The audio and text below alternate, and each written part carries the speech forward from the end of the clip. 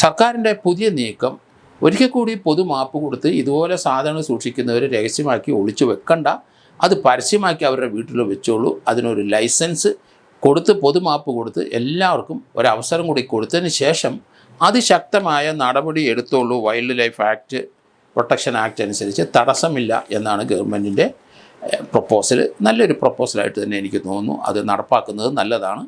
കാരണം വൈൽഡ് ലൈഫിനെ പ്രൊട്ടക്റ്റ് ചെയ്യാനുള്ള നിയമം 1972 മുതൽ ഇവിടെ നിലവിലുണ്ട്. അപ്പോൾ അതിന് തടസ്സം നിൽക്കുന്നില്ല. പക്ഷേ വൈൽഡ് ലൈഫിലുള്ള മൃഗങ്ങൾ കാട്ടിലാണ് നിൽക്കേണ്ടത്. അത് നാട്ടിലിറങ്ങിക്കഴിഞ്ഞാൽ അത് നിയമപരമായി അതിനെ കൊന്നു കളയണം. കാരണം നമ്മൾ പല അനുഭവങ്ങളും കണ്ടുകൊണ്ടിരിക്കുകയാണ്.